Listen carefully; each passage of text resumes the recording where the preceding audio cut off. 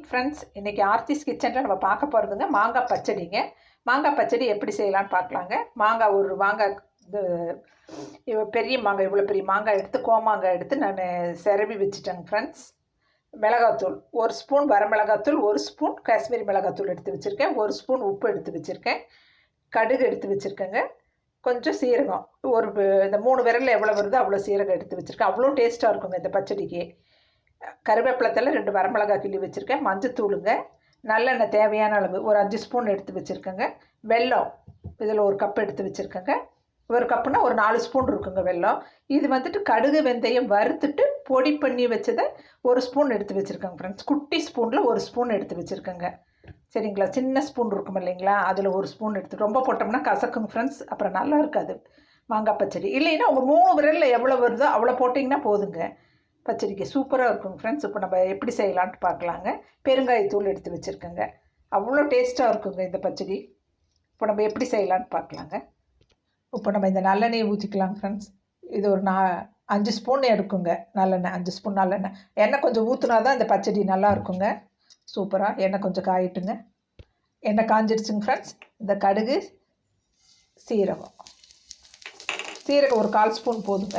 குட்டி ஸ்பூனில் 1/4 ஸ்பூன் போதும். இந்த கருவேப்பிலை, வரமிளகாய் இதையும் போட்டுட்டு அடுப்பு சிம்மில் வச்சுருங்க. சிம்மில் வச்சுட்டு வணக்குங்க. இப்போ நல்லா பொரியுதுங்க. பொரிஞ்சது இந்த மாங்காய் போட்டுக்கலாங்க. சிரவி வச்சுருக்க மாங்காவை போட்டுடலாங்க. போட்டுட்டு நல்லா இப்படி வதக்குங்க. சீக்கிரம் பண்ணிடலாம் ஃப்ரெண்ட்ஸ். சூப்பராக நல்லா இருக்குங்க. தயிர் சாப்பாடு, சாம்பார் சாப்பாடு, ரச சாப்பாடு, எல்லாத்துக்கும், லெமன் சாப்பாடு எல்லாத்துக்கும் நல்லா இருக்குங்க ஃப்ரெண்ட்ஸ். இப்போ அப்படியே பெருங்காயத்தூள் கொஞ்சம் போட்டுக்கலாங்க ஃப்ரெண்ட்ஸ். மஞ்சத்தூள் போட்டுடலாம். இந்த காஷ்மீரி மிளகாத்தூள் 1 ஸ்பூன், வெறும் மிளகாத்தூள் 1 ஸ்பூன் போட்டுடலாங்க. மஞ்சத்தூள் போட்டுக்கலாம். உப்புங்க. உப்பு நல்லா வதக்கலாங்க ஃப்ரெண்ட்ஸ். நல்லா வதக்கிட்டு பார்க்கலாங்க.